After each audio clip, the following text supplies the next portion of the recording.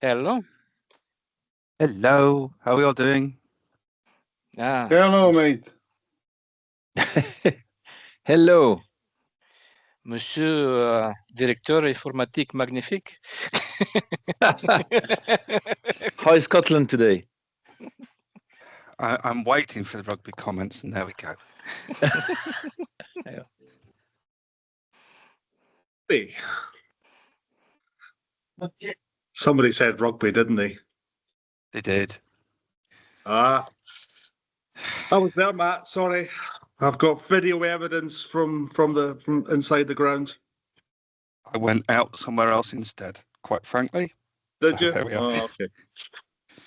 It was never going to go well.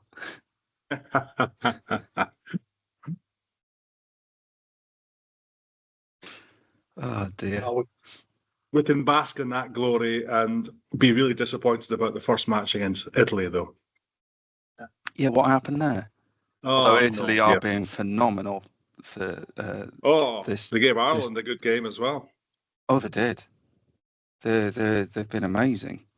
And quite frankly, it's been. I mean, it's not the most amazing Six Nations, but it's a break from the ice skating, which seems to dominate my house now. Nobody ice skates in my house, but apparently it's fascinating. How dare you guys talk about rugby? How dare you?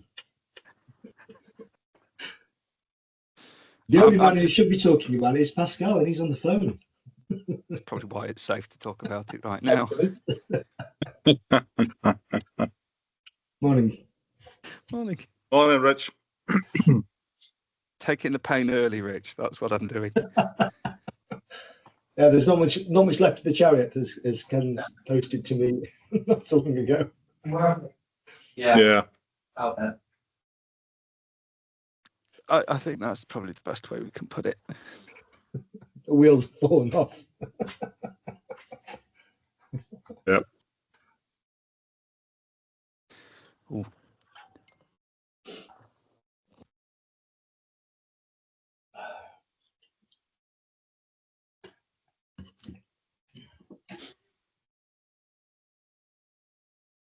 For those of you with grown children, it is half term at the moment.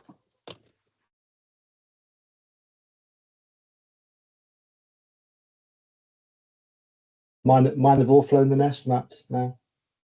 You just bask in that glory, my friend.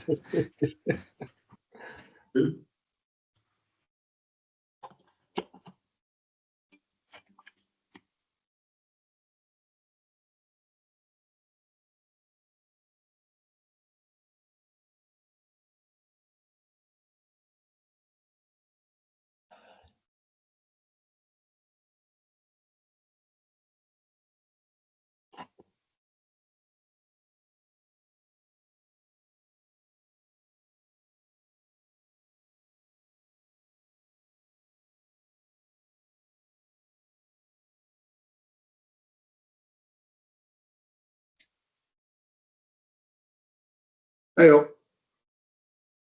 Oh, how are we doing? Morning all. Is it very warm or very cold in Branston today? Cold. Cold in here. It'll get settled. Good morning, everyone. Good morning.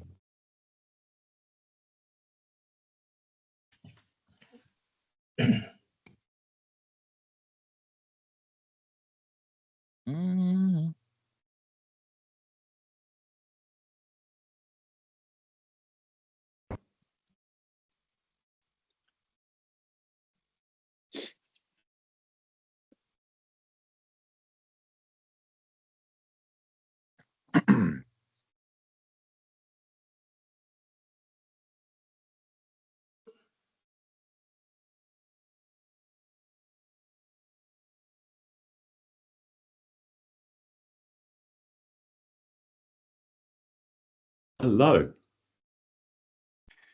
Hello. Good morning. Can you all hear me okay?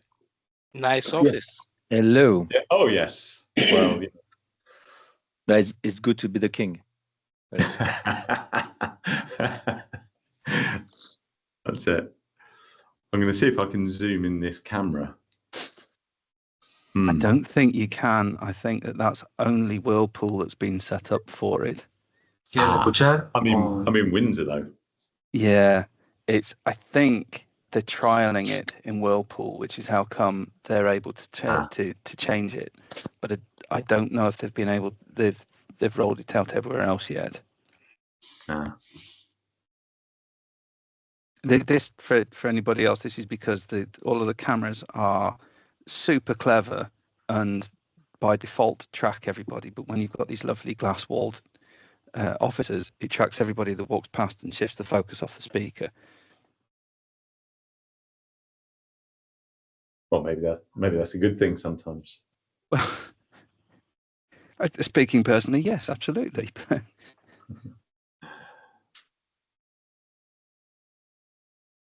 Alrighty. Okay. Did you feel the disturbance in the force this weekend? A disturbance. There we go. We knew he would. No, Pascal, nobody watches rugby anymore. It's not about rugby. There's something you should ask yourself. Richard is announcing retiring, and all of a sudden, Italy is almost beat Ireland. England lost against Scotland. I mean, the whole universe is really all disturbed, really. Yeah. Australia is about to go out of the T20. Really? Yeah. Right. No, you're right. Yeah. It's Wow. big news. Is it coincidence, really? I think you're right. Our whole world is falling apart. Yeah. The space-time fabric of the universe has been torn. Indeed. I'm sorry. And the rock and roll world is really scared now. You're going to have too much time on your hand. Yeah. Yeah. That's right. Yeah, I just wanted to say that, really. Oh. Thank you. Let me. Hi, everyone. Hey, Tom. Hey.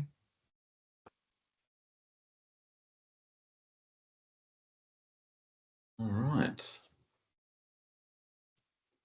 Okay. I think we've got a good number of people on the call. Yeah, we've got 40 people on the call.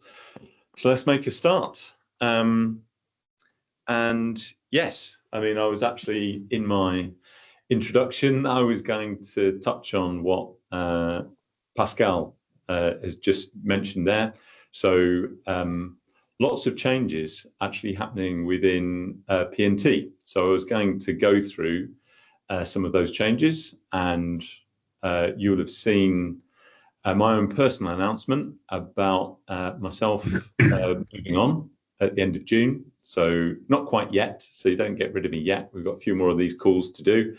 But I'll talk about, what the organization is starting to look like with these changes, and, what it might look like in terms of replacement for me, and what the organization looks like beyond that. So I do, of course, because it's IHG, I have a deck. So I'm going to see if I can get that onto the screen. I've plugged it in. Let's hope that it works. Doesn't seem to be.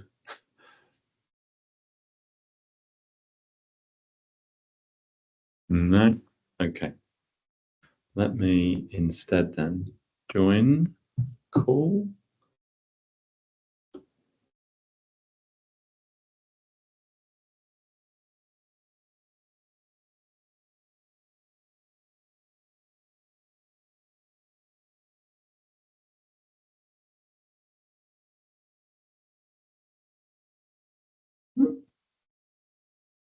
Okay.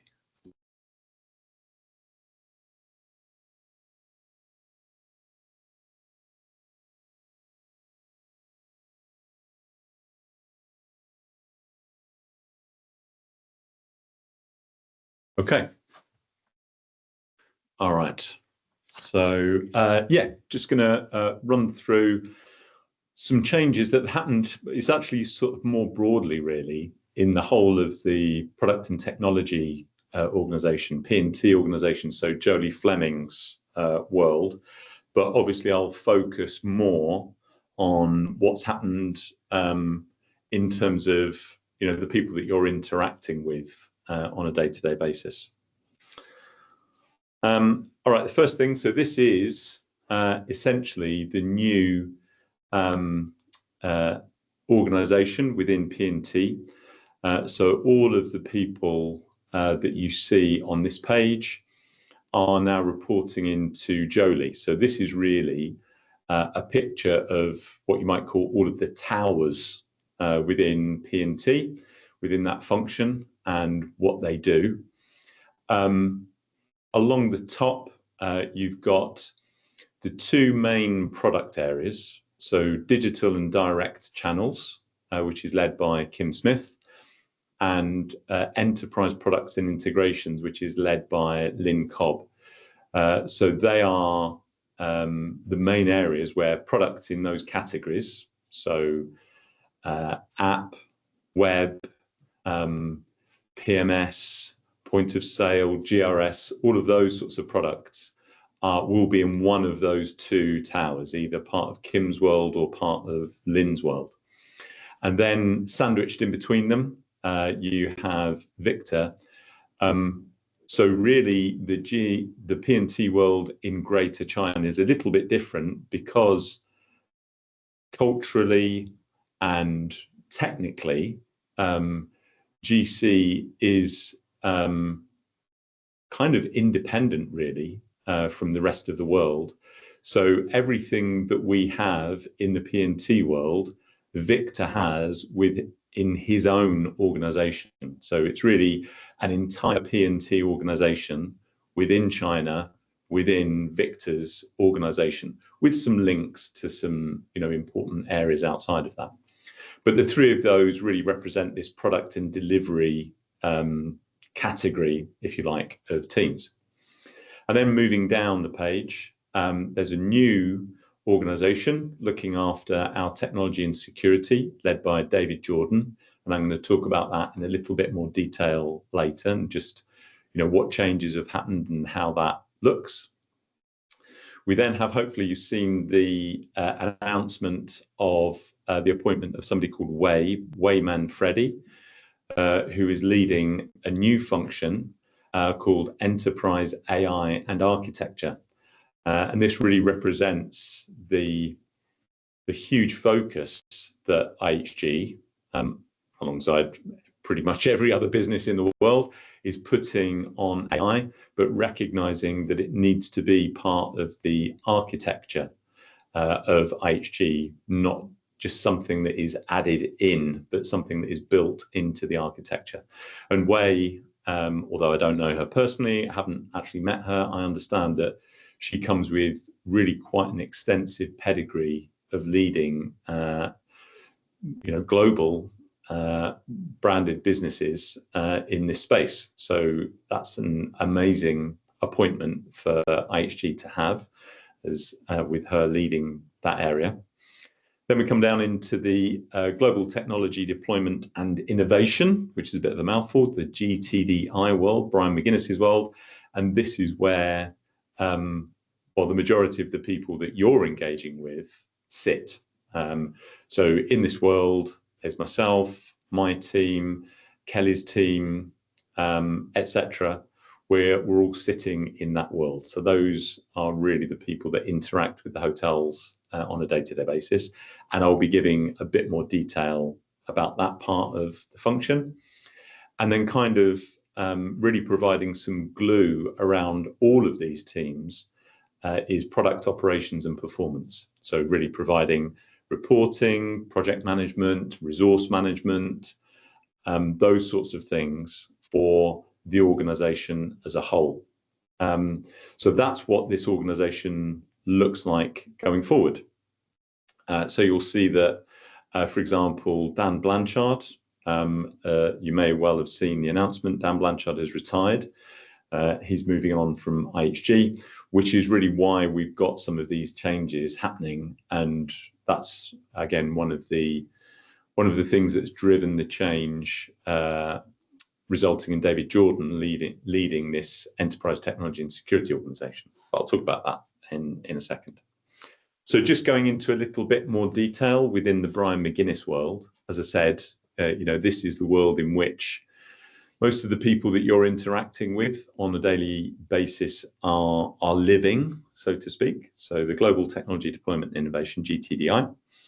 And this world is all around managing deployments in hotels, which you'll be very familiar with, whether it's PMS, point of sale, but also new hotel openings. Obviously, a lot of product deployment happens as part of a hotel opening. Change management, product evolution, so providing feedback and supporting the development of products. Post-launch support, so you'll all be familiar with the early life support that's being provided there by Steve and the team, part of Kelly's world, making sure that our vendors and IHG are delivering on their service commitments, and technological innovations. So again, this is something that we've seen a lot happening in recently around digital stay experience and how we're innovating in that space. So those are really what this group is here to drive forward, and making sure that everything we do is driven by what what's the best outcome for our hotels. So we continue to have these roles which we refer to as business partners, working with the hotels but also with the business units. So that's at a very high level. This goes into it in a bit more detail. I mean, I can share these slides with you afterwards so you can read through this, but really this just gives a little bit more meat on the bones of what I've set out in terms of what our purpose is. This gives you Brian's organization at a high level, or rather the operating model. And really, the way to think about it is kind of moving from left to right in terms of how products get delivered into our hotels. So over on the left-hand side, you have this new team within Brian's organization called Product Marketing and Adoption Strategy. So when new products or existing products need to be deployed to our hotels, and clearly PMS is at the top of that list right now with Hotel Key and Opera Cloud. Dana Shefsky and her team are there to understand what those products mean for the hotels, how we design the deployment processes, what materials are needed, how we're going to communicate it more broadly. So really turning the product into something that can be deployed. And then Andy Todd has actually got two roles in the organization going forward. One of them is hotel enablement, which is doing that next level of refinement of those processes. What do we really need in order to engage with the hotels, putting the training programs together, putting the webinar programs together, and working with the business unit teams in order to put the deployment programs together. He's also leading that digital guest experience, the innovation piece that I spoke about just now. But then those processes, those products then get handed over to the deployment and business partnership teams. And that's where we come in. So this is where we have Karel focusing on the Americas and Craig now focusing on EMEAA. So whereas Craig previously was picking up both the Americas and EMEAA, Craig is now focusing purely on EMEAA. And then what's happened to my... Oh, hey. So I think my sharing was just stopped there. So I'm just going to reshare that. Okay, hopefully you can all see that now.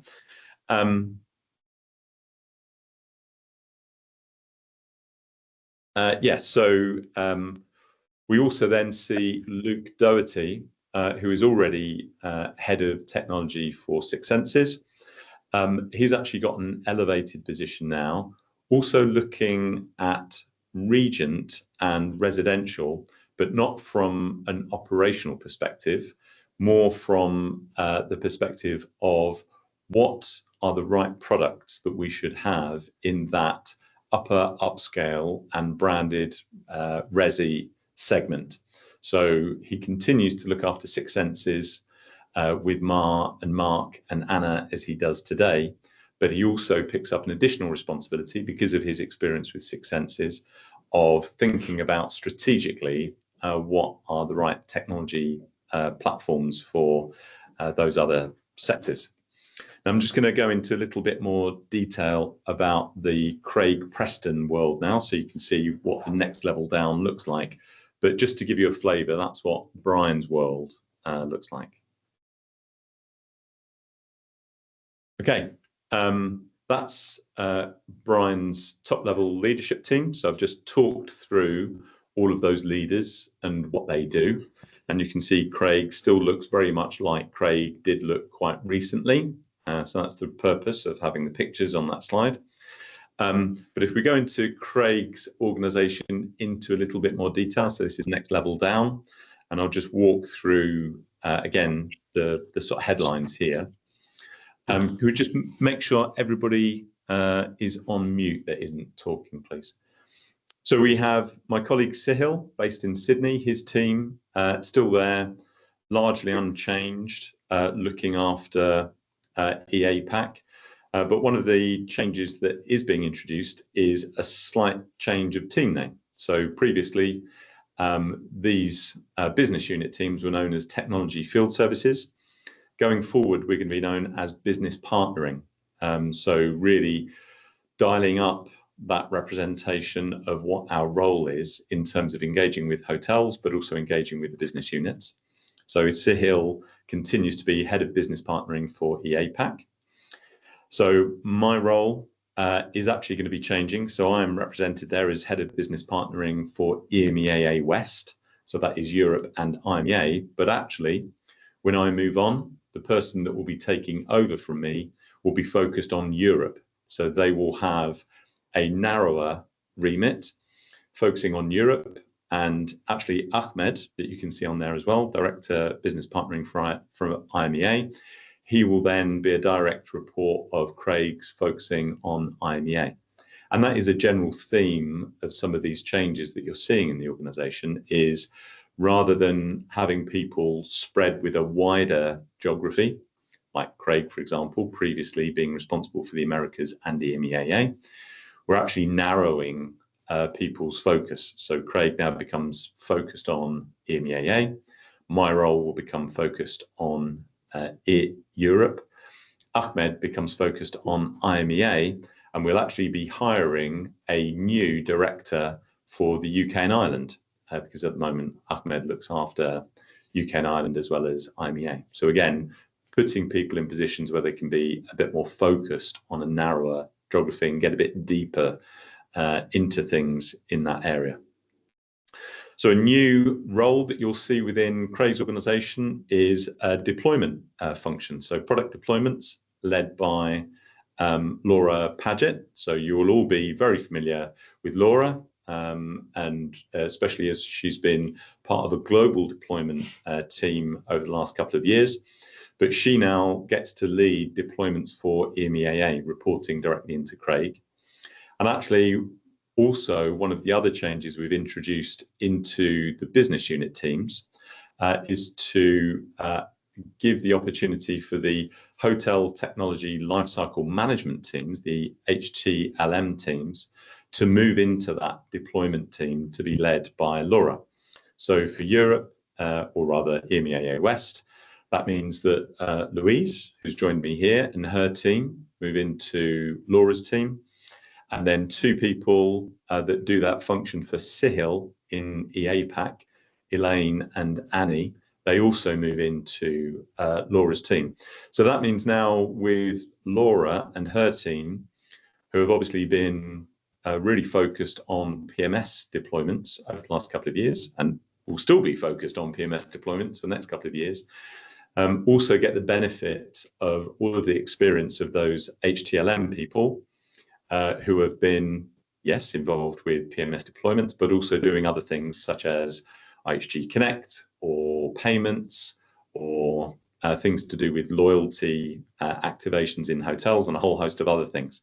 So it really becomes a one-stop shop for any kind of deployments that we do anywhere across EMEAA. So really a much broader remit than those teams have had up until this point. Kelly continues there as Director of Product Service Management across EMEAA.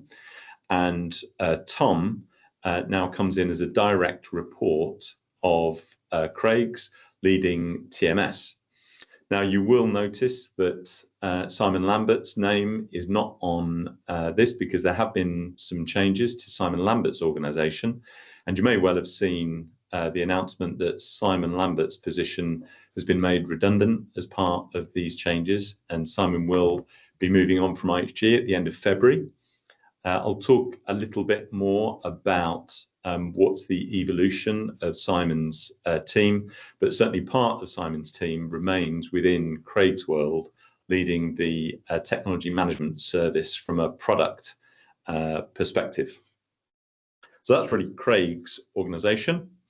And then, just as I was saying before, really the process in terms of new products being deployed into hotels is the product teams over on the left-hand side will engage with Dana's team initially, which is all about leading the change and readiness strategy, and then handing over into Andy's team to make sure that we have everything in place for activating in hotels. And then the regional teams, business partnering and deployment teams, my team, as it is at the moment, or Sahil's team, for example, will then be engaged working with deployment in order to get those rollouts done. So again, I've referenced it a few times, but I just wanted to talk about this new ETS organization. So this is the Enterprise Technology and Security Organization. And I've referenced a few times, why this organization now exists. And it really picks up the existing information security services team. So that's where people that, again, you're already familiar with, people like Dan Hicks and Matt Gregory, who is on the call this week, that's where they sit. But because Dan Blanchard is moving on, you also have parts of Dan Blanchard's world, global infrastructure and operations and application services, that David Jordan will be picking up as part of his world. But then you also have, again, that other part of Simon Lambert's world, that's coming from HOCPP, the Hotel Technology Solutions team, headed by Denny. So Denny's team and all of those guys will actually be part of this new ETS organization. And again, that is a really significant change, and a good change, actually, because it now means that all of the infrastructure work that is done as part of information security services is now part of the same world as the guys that look after the infrastructure and applications themselves. So that will hopefully drive a lot of alignment there.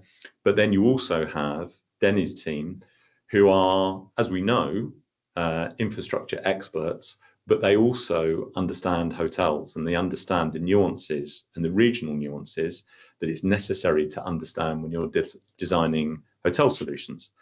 So having them in that world is really, really important for you and your hotels, but for IHG as well, because it means that you have people that understand the hotel business from a technology and an information security perspective, together with the people that are looking after that infrastructure going forward.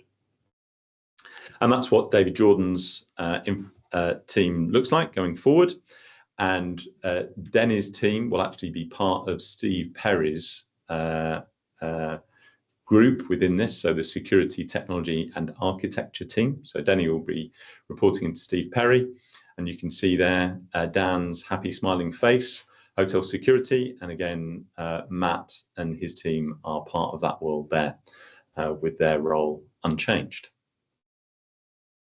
All right.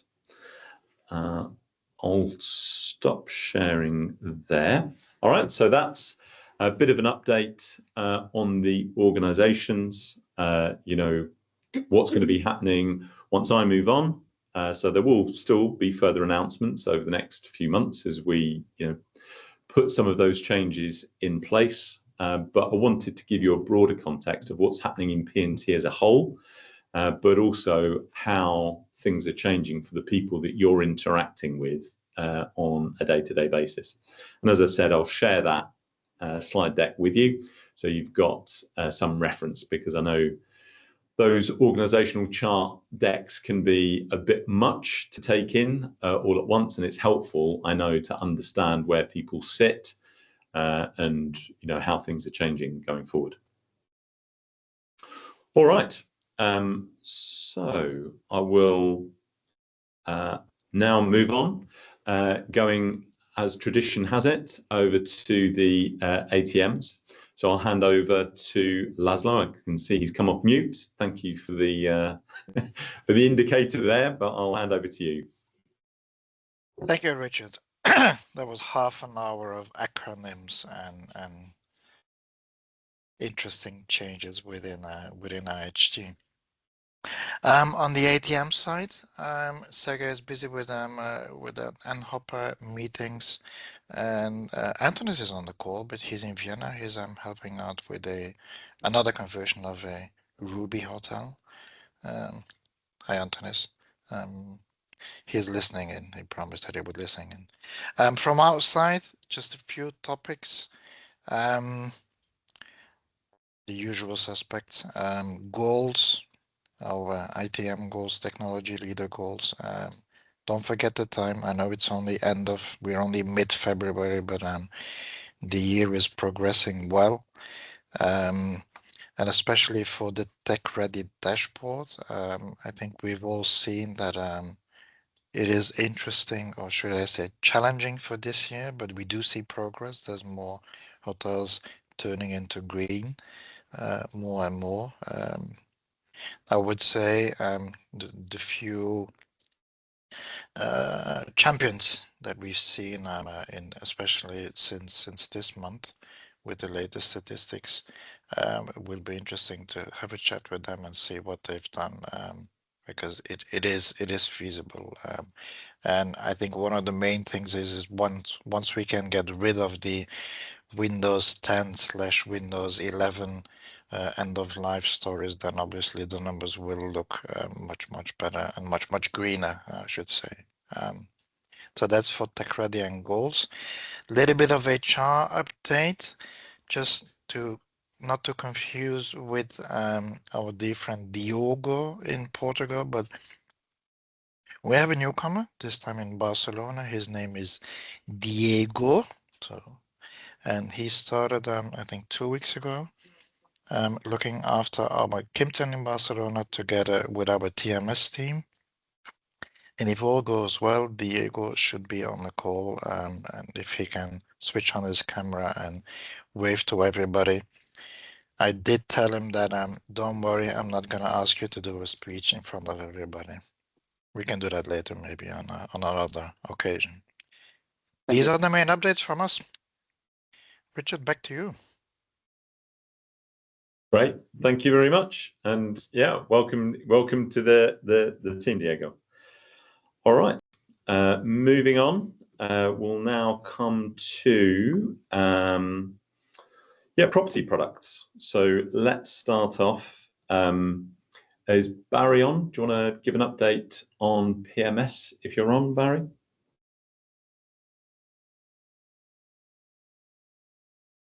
Perhaps not. Perhaps not. So let's just move on to point of sale, and then I might give a bit of an update on PMS afterwards. Right. Over to you, Benedict. Hello everyone. It's a pleasure for me to be on that call. First, since I joined IHG, I've talked to many of you individually. Today we are presenting as a team, as POS. So we thought it was time for us to provide you with an update on POS and what we're working on since I joined IHG. So I'm together with the team, with Katib and Matthew on the call, and we will go through a quick presentation about POS. Good morning, technology leaders. I've noticed my camera's not working, so you're going to have to deal with my picture from with my COVID era haircut. So apologies for that. So we have a short presentation for you today, just to give you an update on the POS team and the products that we're working with. So we're going to touch on just a reminder what our approved POS vendors are, an update on Agilysys, on Retail Key, on Shiji, and on Symphony. And then Benedict will finish off with a look into our strategies for this year and our top priorities for Q1.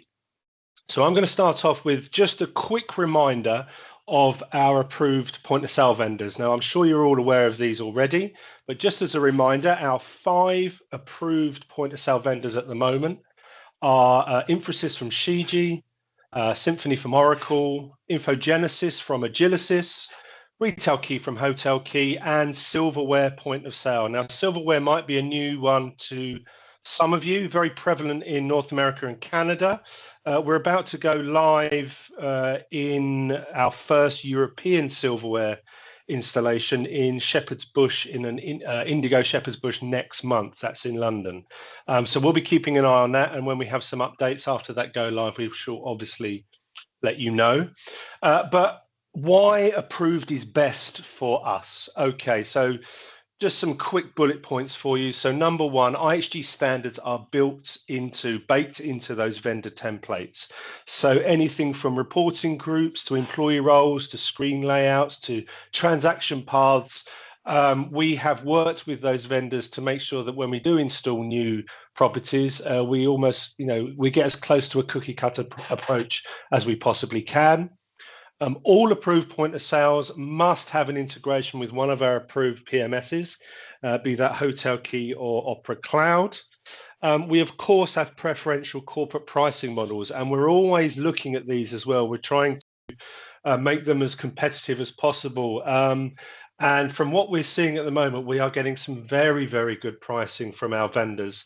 We maybe touched on something in a last call where we said that there's been a negotiation on the Symphony price if new properties decide to go with Opera Cloud. So we'll have some more communication on that for you at some point.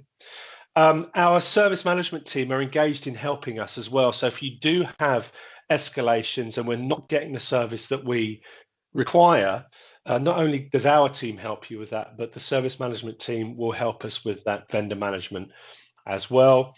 And of course, we do have direct contact with our vendor strategy and dev teams. And before we just move to the next slide, we're looking at mechanisms to gather more feedback, not only from you, your teams, but the frontline teams as well. We learn the most from the people who actually use the systems. We want to know what's good, what's bad, what's missing. So we are looking at ways of getting that feedback and then directly influencing roadmaps from our vendors, because it's more important that we have solutions that are built for IHG and not the other way around, something that suits our vendors. So that's just a quick update on our vendor point of sale. I know our time is limited and I like to talk. So we're going to move on now to Katib, who's going to give you an update on Agilysys. Morning, everyone. So thanks, Matthew.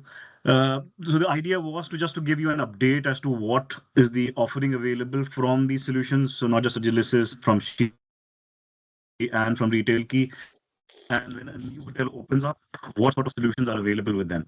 So the point of sale obviously is the center part of it, but most of these vendors are offering solutions which can add to the offering. So things like your on-demand, which is Agilysys calls it on-demand, which is nothing but a QR code ordering or a web ordering.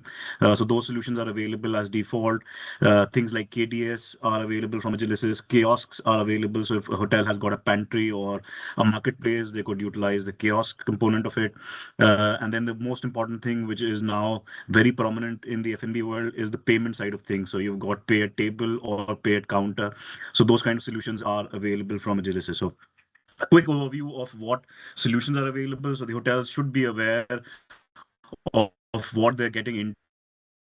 Additional components are available with the standard point of sale. Moving on, if you go to the next slide, in the price points that we've agreed. So here with Agilysys, as part of the NSA, we've got 2-tiered pricing. So tier 1 is for smaller properties, which is anything which is less than 5 terminals. So we've got a slightly different from what we have with other vendors. So up to 5 terminals, Agilysys offers a lower price. And for a higher amount of terminals, which is a more complex hotel, their price points are a lot higher. But these are way better than what Kimpton had initially. So we've got it, we've renegotiated the pricing quite a lot with Agilysys, even though it is still one of the most expensive products that we have in place. So I've put it in on the slide so that once we share these slides with you, you have this for your record subsequently. Moving on to the next product, we've got Retail Key, which, as you're aware, we had got it approved very recently. So it's just been about 18 months that this product has been in place. But the key aspect that I wanted to highlight here is that we've already had 30 hotels go live with it, and we've got about 5 which have been over 12 months, which have not churned. We've got 8 which have been between 6 to 12 months. So what we're seeing is that there are issues with the deployment of Retail Key, but once it is deployed, the system is pretty stable. To address the issues on the deployment side of things, we have tried to come up with standards. So we've created a template that all the hotels are using. We've asked Hotel Key to implement program management tools such as sign-offs. So they've basically created a gate at every stage. They get a sign-off done, and only then do they move to the next stage. So that's very, very important. So these will get implemented from this year. I worked very closely with them to have these sign-offs, like the training sign-off, implementation testing sign-off, the integration testing sign-off, and finally go live, and so on and so forth. So at every stage, we would need them to get this signed from the property side, so the projects can be streamlined. So one of the most critical person was Andrew Thoms on this part of it. So I've taken his advice, and I've gone ahead and started working with them to get this more streamlined. On to the next slide, Matthew, please. Then again, on the Retail Key side, I've tried to put in the components that are there. So similar to Agilysys, but obviously at a smaller scale. So from my understanding, anything which is hotel, Holiday Inn, Express, up to maybe a Crown Plaza, is somewhere where we've seen Retail Key deployed, and it works pretty well once it is installed. So the teething issues that we had on the implementation side of it, that should be resolved now. But they offer very similar features. One thing which is very interesting is inventory management, which is available with Retail Key. So if a hotel does not have a Birch Street or a Jana or any other inventory system, they could look at this inventory management from Retail Key, which is very basic, does the procurement, does the depletion of inventory, stock taking. So that is very important component. Apart from that, your QR code ordering, online ordering, payment integration with Planet and Freedom Pay is all available. And then your kiosk ordering is also now being made available to IAG. Moving on to the next slide, Matthew. I'm just going to interrupt you there, Khatib, because I think it's worth noting here, everyone, that before Retail Key really spoke to IHG, they didn't have really a viable point-of-sale system. And I think it's testament to, well, our team worked hard, but especially Khatib, that they actually have a product that they can sell into our hotels now. So I think it's worth pointing that out, Khatib, because I don't think people may be aware of that situation. So there you go, mate. I mean, they should be very thankful to us. They now have 180 Hiltons using it, and they've got Accor looking at them. So they've got a lot of work basis the work that we put in trying to get their product ready.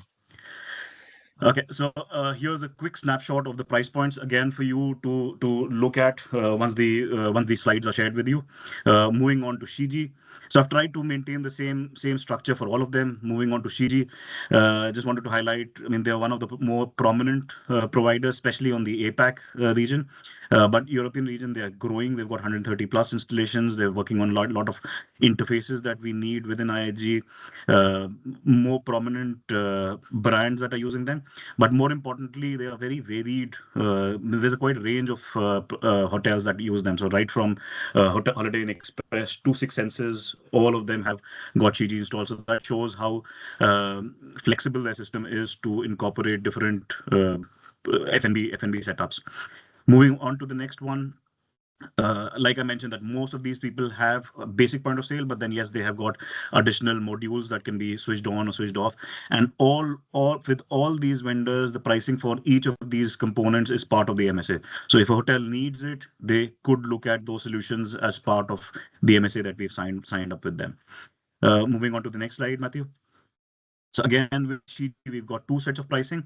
So we've got a standard pricing, which is anything which is above 3 outlets or 3 terminals, which is the regular price. So we have renegotiated the prices recently. So we've got them down to 41, even after the increase, increase linked with the inflation. So we've got it at 41 for standard pricing. And then each component is priced here. So their interface, they offer 5 interfaces free of charge and so on and so forth. Moving on to the next slide, this highlights the select pricing, which is for hotels which are smaller. And that's why you see a lot of Holiday Inn Expresses going in for Shiji, because they offer a much competitive price points for smaller properties. So which is 31.5, which is pretty decent. So that's about it. So if you have got any questions on these 3 products, do reach out to me, or you can type it in the chat and we'll respond back to you. And last, before I hand it back to Matthew, is that we are working with Albert and the team to try and bring in silverware also into the space. So we want more vendors to be available here in this region so that we can offer better solution to hotels. So silverware, we've just gone live with them. We're also working with a few hotels in Switzerland, trying to position silverware as an option. So let's see if we end up having more than 4 in this region. Thank you so much. Over to you, Matthew. Yes, Khatib. So just quickly then an update on Symphony, probably the solution that most of you are most familiar with. And of course, I think you had a webinar towards the end of last year where Oracle updated you all on the Symphony product. But just a reminder, as with all of our other POS products, there are a lot of additional solutions available to you that integrate with Symphony. Of course, Oracle make their own hardware and software, but they have works available. Of course, they have this open API platform approach, and there's a very large partner marketplace, which I don't know whether you're aware of, where third parties write to that API and make their services available. So maybe we can follow up with a link to that marketplace so you can see what options are out there. They, of course, have their own digital dining QR code ordering, KDS, kitchen display systems, which we're seeing a big increase in demand, actually. I think with the younger generation, they would rather have screens in the kitchen rather than paper and printouts. So we're looking into that for you as well. Of course, integrated payments.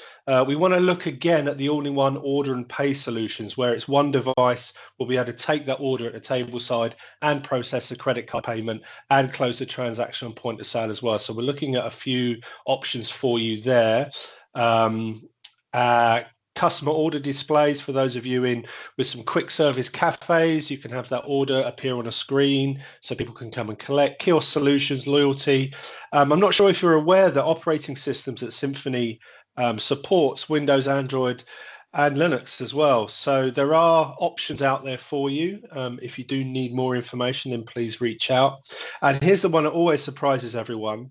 If you are moving from a non-Symphony hardware setup to Symphony, Symphony is pretty much hardware agnostic as well, okay, which does often surprise people. So there are options for you as there to look at. There are, of course, some hoops that need to be jumped through, but keep that in mind in case you're thinking about moving away from another vendor to Symphony. But the most important part of my update really is to talk to you about updates to Symphony. I have had a number of people reach out to me individually recently because I know we've had this conversation before, but it sounds like now because of security, you have compelling reasons to want to upgrade your Symphony solutions. So now everybody wants to talk to me, which I like. So the current latest IHG approved version for Symphony in our environment is 19.8.4. That comes with support for SQL Server 2014, 2016, but also the addition of support for MySQL 8.0. So this is the database that's running on your workstations. If you want to install Windows 11, the new Workstation 8 series hardware will run Windows 11. Why upgrade? Well, of course, the most important reason there is to adhere to our very strict and necessary security outline, but we want to get you ready for things like OHIP. So those of you that do decide to go with Opera Cloud, new OHIP integration, which is the API between POS and PMS, is greatly improved. And I'm sure you've seen some screenshots in your last webinar with Oracle, but that whole interface is incredible now. The look and the feel, and I know if you're sitting down, they might actually be bringing breakfast lists to Symphony and Opera. So no more printed paper lists and who are you, what's your name, what's your room number, and the old highlighter pen. We're actually going to be scanning a room key, and oh, I can see you. There's 3 of you, 4 of you in your room, and you know we will bill your breakfast accordingly. So lots of cool things coming there, and of course we've mentioned before the free Symphony plugin library. So the most often asked for custom work by customers is in this library, and I invite you, and I shall send the links out again to have a look at that library, because there's some cool little things that we can install ourselves for free to improve your Symphony solution. So I'll end on this. If I get enough interest, instead of doing individual conversations about your upgrades and what that might entail, maybe we do one big one, and I invite you all again and we have an open session and you can ask all the questions you need about hardware compatibility, database compatibility, upgrade paths, all that kind of thing. Okay, so I'll let you reach out to me if you need to. So over to Benedict. Thank you, Katie and Matthew. And I will wrap up with some POS strategy and your Q1 priorities. Can move on to the next slide. So anything we do around POS is around one of these 3 pillars. So we've got 3 pillars in our POS strategy. We've got to rationalize our POS ecosystem. So basically, we've got to reduce from 65 plus POS to anything below 10. Migrate to POS ecosystem as well. We've got to get rid of the end of life POS and elevate the end user experience and become a revenue generator. So we would like to change the vision that people have of POS, where actually POS is usually seen as a cost center, and we would like to move it to a revenue generator. Looking at rationalizing our POS ecosystem, so basically, again, 3 pillars there. Optimize or approved POS solutions. So we're working with our approved vendors to ensure they're providing best-in-class services. They continue to develop. They align their roadmap with ours. We drive their roadmaps as well. We build our POS Council. So this is an initiative that we already have in EMEA, and we're looking to implement it in AMER as well. So basically, these are people working in F&B or that for which their job is related to F&B, and we gather once a month to touch upon anything POS. So the idea for us is to get your feedback and understand what's we need to develop and ask our vendors to develop in our POS. And partners with our POS Council. So as I've mentioned, these are the monthly gathering that we having. Migrate to POS estates. So we're using the PMS deployment as a lever to get rid of end of life POS. So the idea for us is any hotel moving to cloud should be reached out on their POS and should be approached with what are approved POS vendors. So this is best timing for us to tackle on POS and anything POS. And this is why we need you to help us on that specific task. So anytime you've got a hotel moving PMS, please reach out. We've included some PMS language and POS language, sorry, in the emailing, but please ensure that hotel consider changing POS when they move PMS. if they're using anything else that is not one of the 5. Partner with security to tackle end-of-life POS. As I mentioned, we're really fighting against end-of-life. We have way too many end-of-life systems in our estates.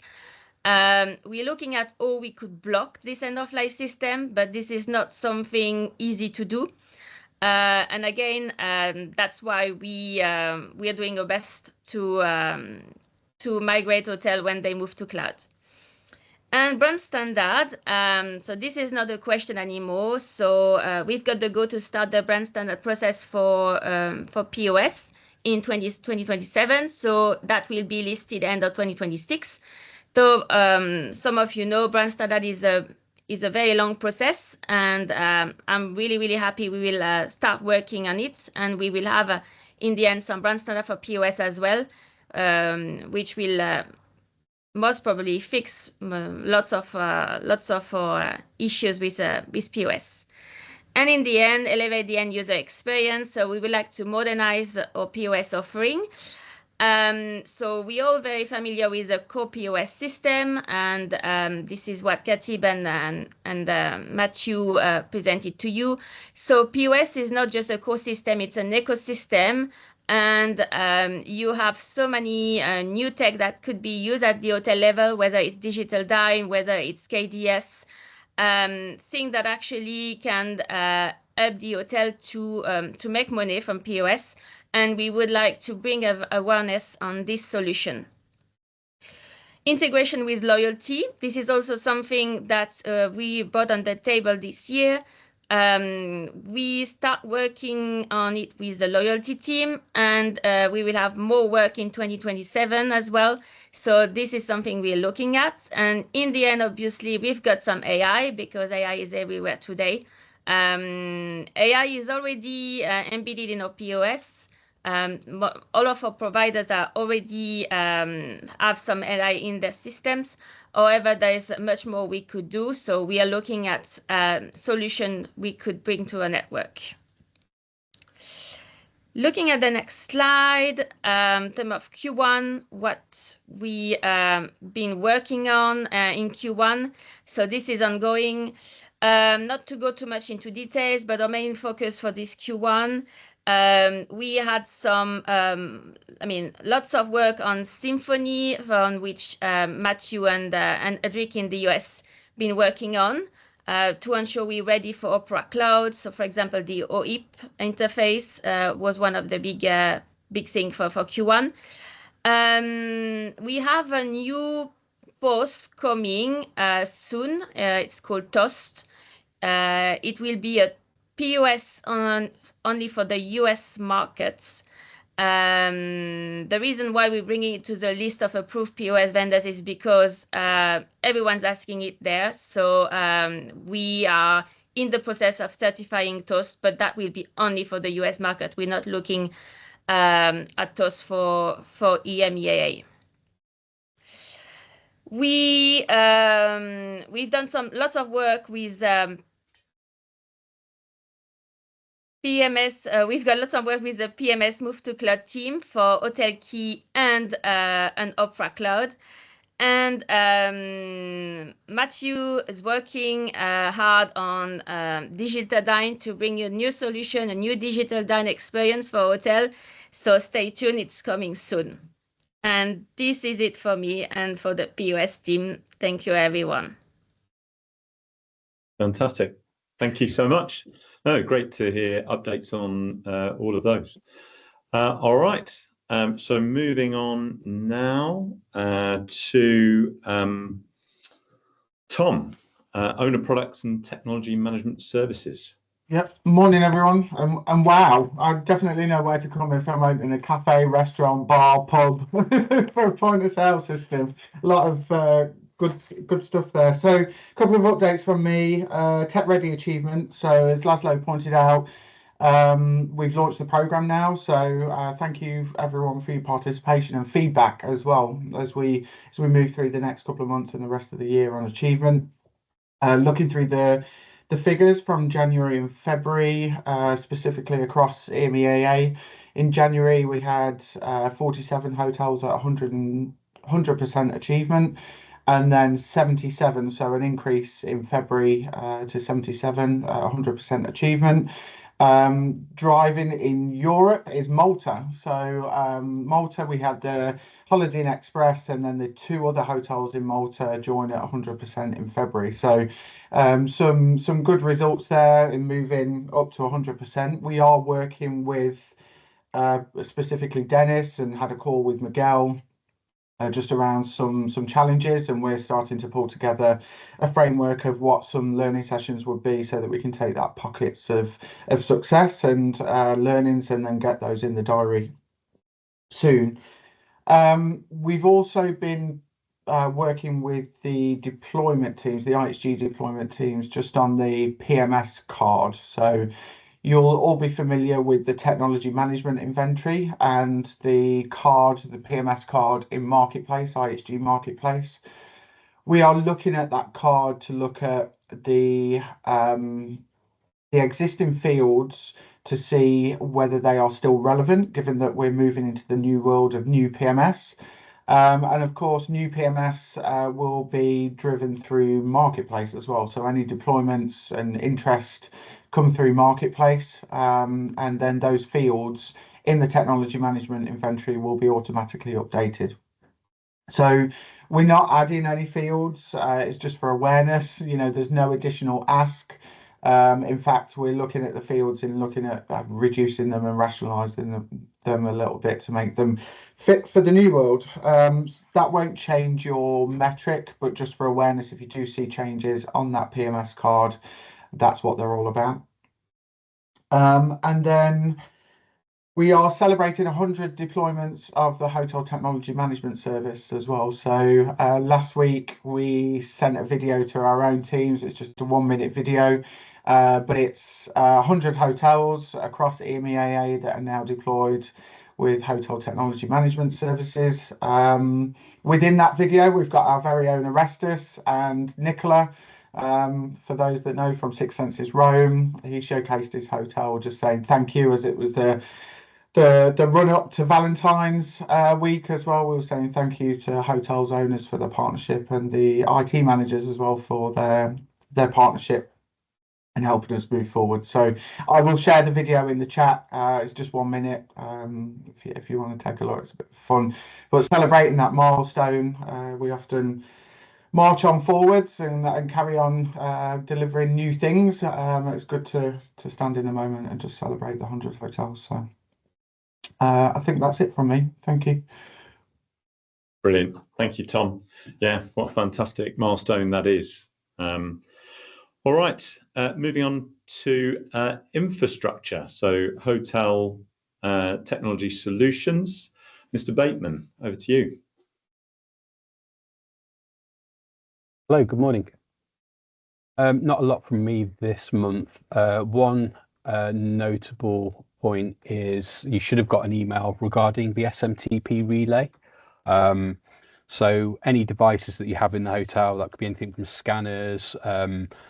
We've seen building management systems that have also email alerts that relay through that, and various other systems such as PMS, and basically anything that requires email might be relaying through that. The important thing to note is that as of March the 4th, you can no longer use that relay without an @ihg.com email address. So the sender address needs to be x@ihg.com. Otherwise, it will be rejected. The reason for this is that what happens is if something sends lots of mail via that relay and it's from a non-IHG address, it basically gets detected as a spam. So we become a source of spam, and it can basically cause the relay to be disabled or rejected. So just to ensure that everything you have within the hotel is using an @ihg.com as a sender address before the 4th of March, please. I do have some reports on that, so I don't think there's actually a lot of the hotels in this region that are affected by it. But if you have any questions, then I can drag a report and see if there's anything that you have at your hotel that may be using what we call a bogus domain address. That that's really it from me, other than to say, obviously, we've moved to, as Richard explained earlier, we've obviously moved under enterprise security and technology, but just to assure everyone we're here as normal. So yeah, just yeah, nothing has changed from that perspective. So yeah, we'll be speaking to you as much as we ever did. Fantastic. Thank you. Thank you, Matt. Thank you. Yeah, never doubted it. All right. Moving on to Stay Experience products. Mr. Pride, are you on? Yes. Anybody from your team? Yeah, I am. Up to you, sir. There we go. Yeah, just relatively quick, but some important ones. Hopefully everyone's already had communication that we have the forthcoming splash page, the new ihgwifi.com splash page being deployed across EMEA, and that will be taking place on the 24th and 25th of this month. So 25th and 26th, Wednesday, Thursday. So all the integrators have been informed, but that will be a scripted deployment. So just make sure your hotels are aware. Same thing that's been sent out to the integrators, but also be aware of any devices that may already be attached to the old IHG One Rewards SSID, that will obviously be replaced, and so therefore any directly connected devices will need to be redone. Similarly, when the Wi-Fi SSID changes, any whitelisted devices will need to be re-whitelisted. On a positive note around that is we've done an update to IHG Edge and the connection platform, and it should now recognize what we refer to as headless devices, so devices that don't have things like your Amazon Fire Sticks, your PlayStations, and some of those things that can't use a splash page authentication. What I do ask is if they have guests that are attaching with those sorts of devices that aren't automatically recognized and provisioned through, let us know what the device is so that we can go to the manufacturer and get the device ID and MAC address range so we can add it to that going forward. But that should make it a lot easier for hotels and guest satisfaction, as well as taking quite a lot of work off the MSPs. The other one also, which has already been deployed in Australia, is SafeDNS, which is a company global initiative putting in CSAM filtering for social governance and child protection, and that is also being rolled out this week to the Americas, but then will be rolled out to EMEA hotels in the first week of March. Some more communications will come around on that, so this is not the official notice, but communication should be released hopefully this week, advising you. It's minimal impact, and I'm pretty sure no one's actually going to complain that they couldn't get to child pornography. So it should have zero guest impact, but it does put us in a much better socially responsible position. On top of that, just if you're not already aware, anyone who's ordering kit, Cisco prices went up slightly on certain products again this month. If you do have projects coming up in the year, please start to think about putting those in, because with the global chip shortage, for not only servers, laptops, but certainly on the Wi-Fi side equipment, those prices are unfortunately going to continue to rise. We're putting a lot of pressure on Cisco to hold those pricings as long as possible, but just to be aware. Then also the hardware refresh program, again, communications should be coming out this week or next, and those projects will get enabled for the hotels. If you have any hotels right now that would like to start their refresh program ahead, we can manually open it up in Marketplace, and it follows the same process as a new Connect. So it involves a survey, making sure all the equipment's correct and they have sufficient coverage. The only difference is if the hardware that's expiring this year is, for example, just switches and MXs, firewalls, then that would just be a like for like, and there's no survey required. And then finally, if the insiders still continuing to send out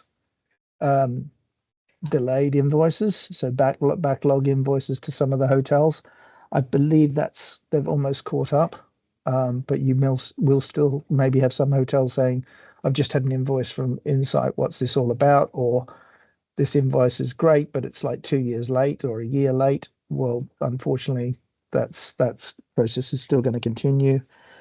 On more positive note is when the current EA expires in 2028, we will be moving to subscription licensing, which will make it a lot easier for all the hotels, and they can either make it CapEx or OpEx, their choice. So that will certainly help.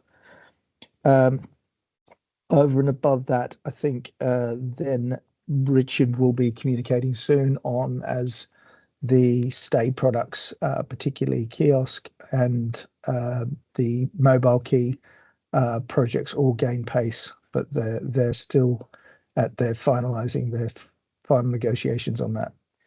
That's it from us. Brilliant, thank you. Lovely, detailed, comprehensive update delivered very, very quickly. Well done, thank you. All right, moving on to security and compliance. So, Matt and Andrew, over to you, sir. Good morning, good afternoon, all, and thank you very much, Richard. I'm going to be relatively brief this time, and there's only two things I'm really going to focus on, as well as obviously calling out, always be aware of phishing, because that it would not be a security update without that reminder. First of all, the ITM security call that we mentioned last time, we are looking to schedule that for, I think, the 4th of March, and hopefully we'll get something out a little bit later today for you all. The focus on this one really will be to walk through Tech Ready in some greater detail, to draw some focus on those job aids, and we're looking to get Tyler Edwards to join us so that he can talk about the PCI aspect in there. But there will be further calls on things such as onboarding for third parties. Entrust as a very hot topic. As I'm sure you're all aware, there has been a swap out from Avatir to Entrust for password reset. There's already been some work looking at the reporting to support that, and Adrian has left me some notes about that. Something he's working very much with the IAM team to see if we can get something automated in that space. Please watch this space, but if you do have any questions, as always, please do feel free to reach out to me or to the team.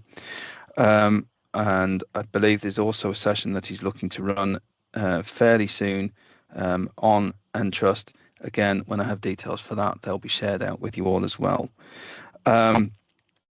If you are not already aware, and I hope that has gone out as well, there is on Merlin a series of videos on Entrust, which should walk you all through and help you support your hotels on how to get signed up and use Entrust.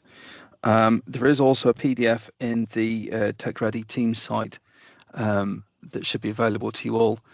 Pascal, I saw that little nod. I hope that means that you've already picked that one up. Awesome. Merci beaucoup.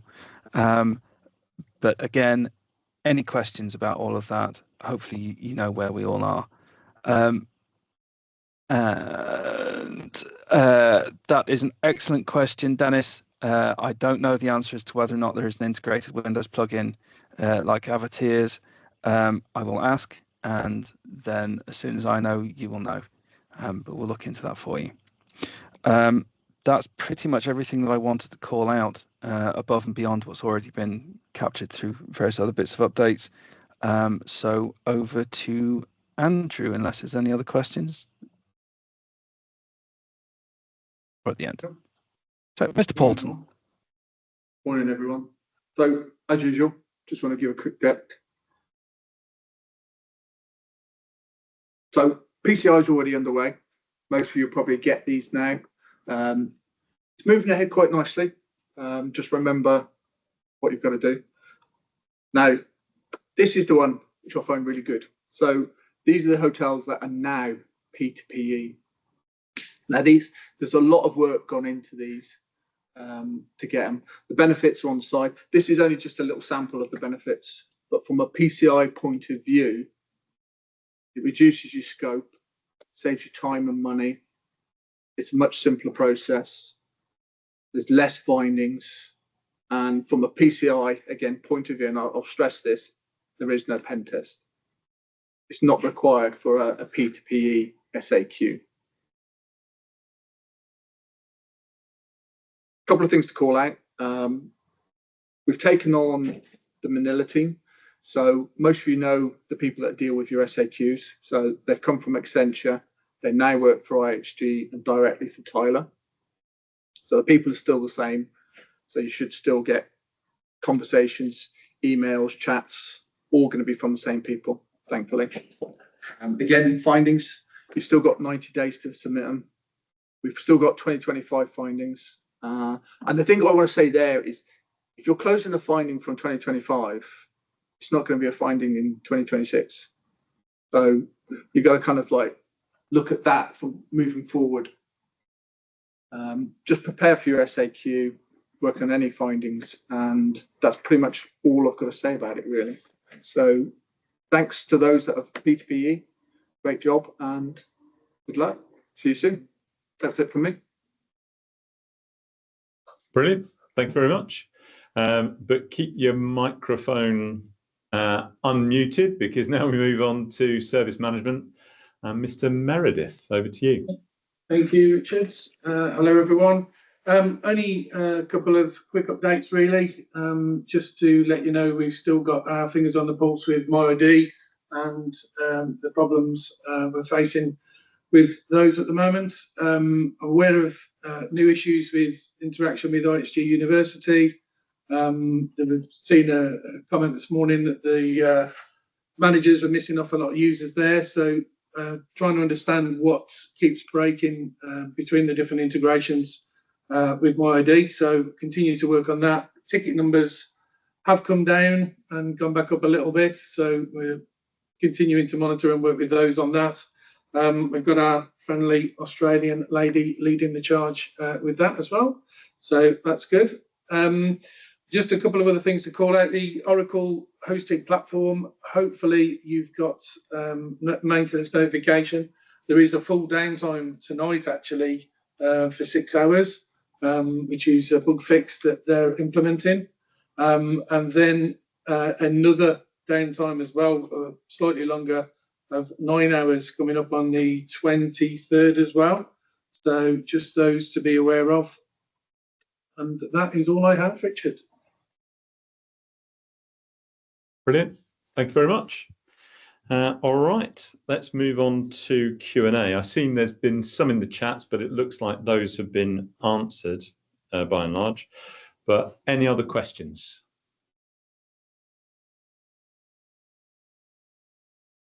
I'll come in just to answer. Well, I know I've already answered it in the chat, but I think it's worth repeating. Okay. The Entrust rollout is just replacing Avatir, however that's pronounced, because I've heard it a couple of different ways. It's just the password reset function. It isn't replacing, thankfully, Ping ID or anything.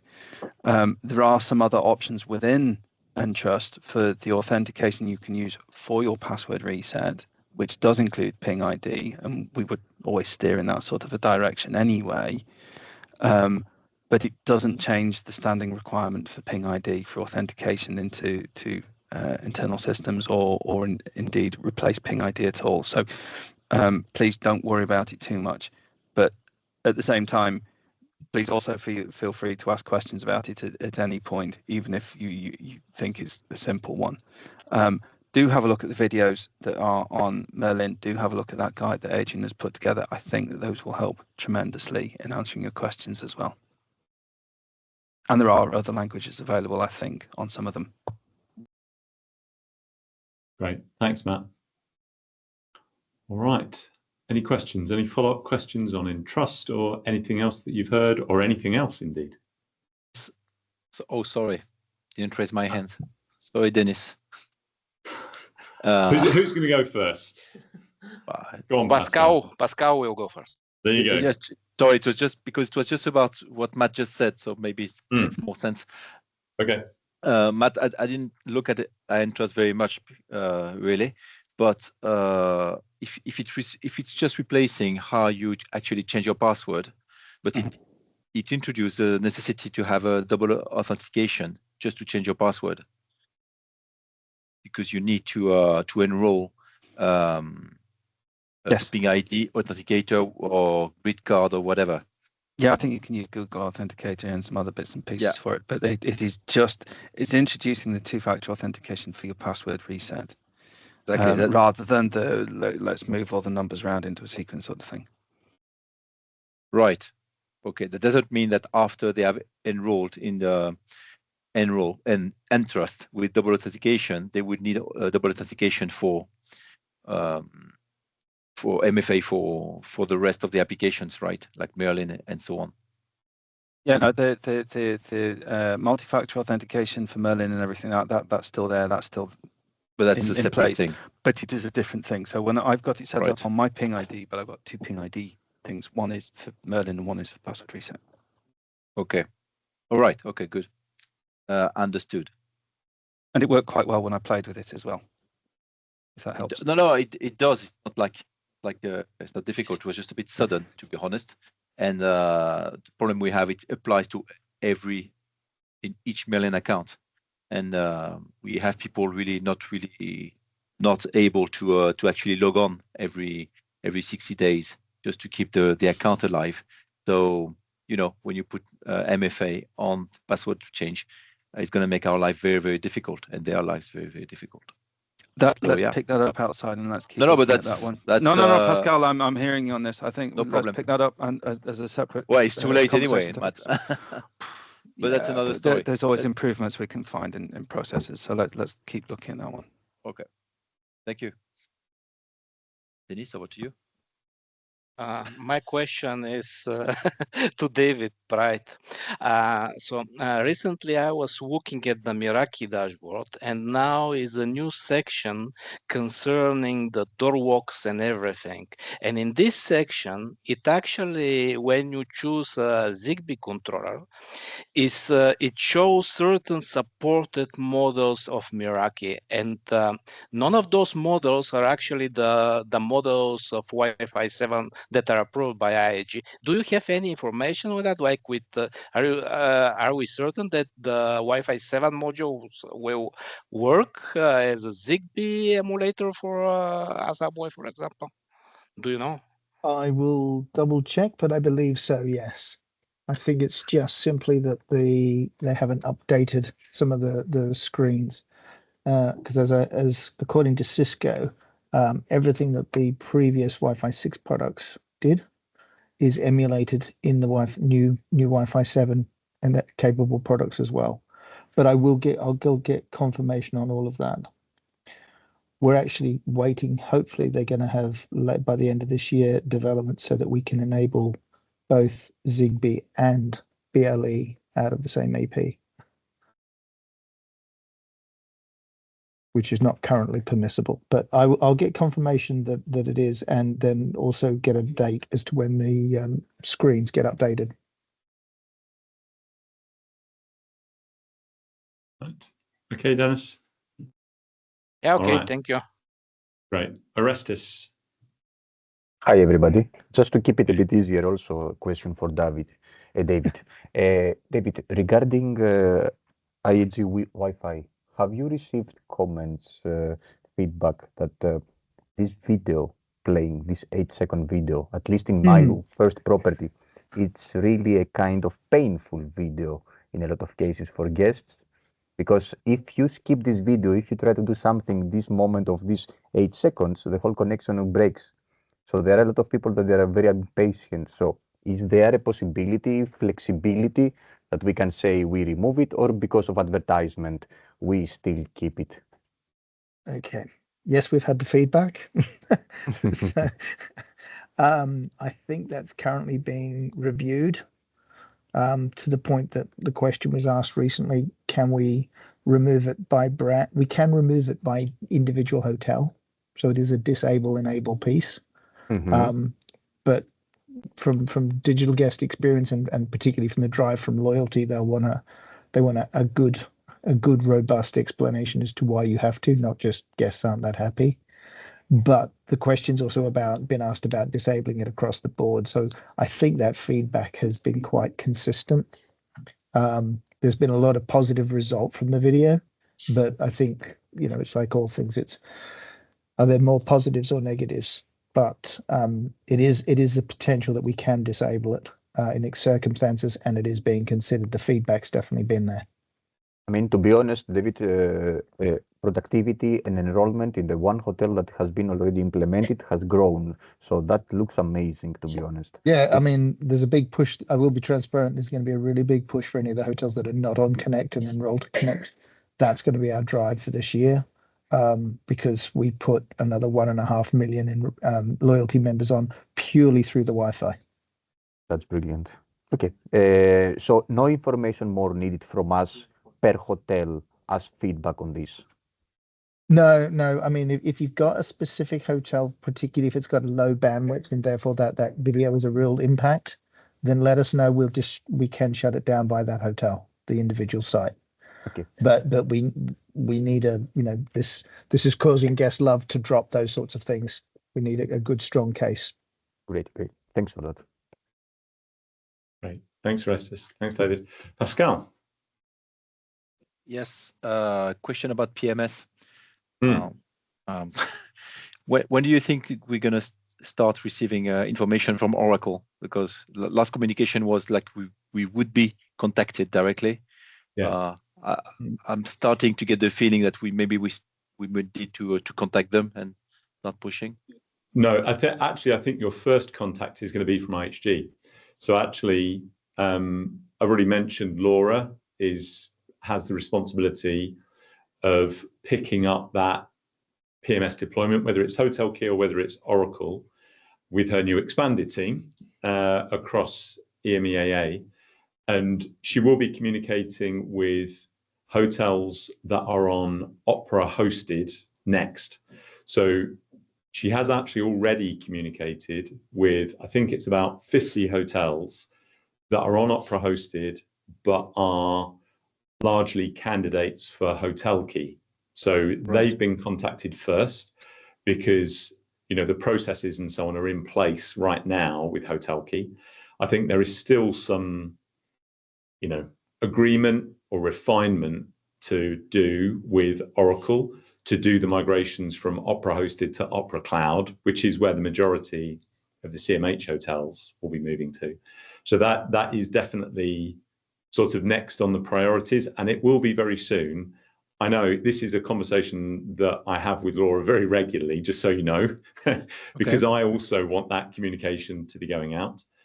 But be assured that I know that end of life date for hosted, which is touted at the end of May, that will not be something that the hotels are held to.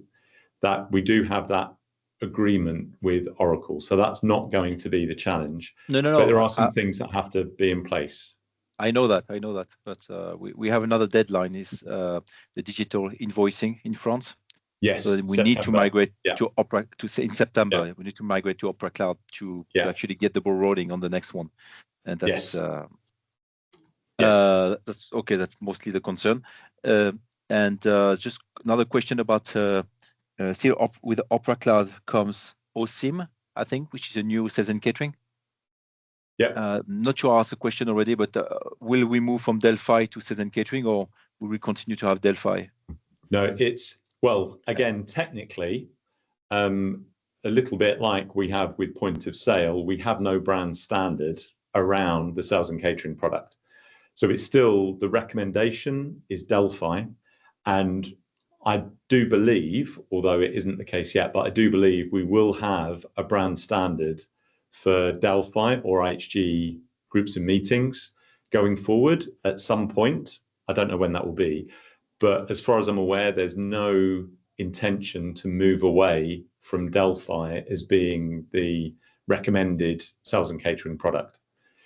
But, hotels are not compelled to do that. But I would very strongly advise hotels that are thinking about sales and catering product to go with IHG groups and events, because I believe that will be a brand standard at some point. Okay, good. Thank you. All right.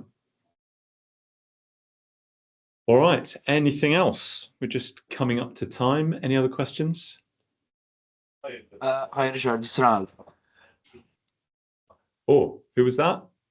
Ronald. Hi. Ah, hey, Ronald. Any update on the tech conference, if it's confirmed for April or May? Yes. So the answer is it's not confirmed. No. I can't remember if I mentioned this last time. Well, you can imagine with those dates, if we go ahead with a conference this year, it's not going to be in that time frame. And you know, the important word in what I've just said there is the if. So I think there's really probably three outcomes that could happen. We'll either have the conference later in the year, possibly in Q3. I wouldn't want to have one in Q4, but it might happen in Q3. The second option is we might actually have to have two separate conferences, one in Europe for the Europe IT managers and another one in IMEA for the IMEA managers, just because of the cost and the logistics of bringing everybody together in a, in quotes, central location does drive up the costs. So we might still go ahead, but we might have two separate ones. But unfortunately, the third option is that we might not have one this year at all, or at least not a face-to-face one. You know, those of you that have been around for long enough do remember in 2020, we did do a virtual conference over a number of days with different sorts of engagements. Nobody's favorite, I get that, but there, you know, there might be some important things that we want to talk about or work through with you, so that could be an option. So really at this stage, I can't confirm no, Ronald, whether that's going to be you know, an all EMEA West, or whether there'll be, you know, for you guys, just a Europe one going forward, or whether there will be one at all. But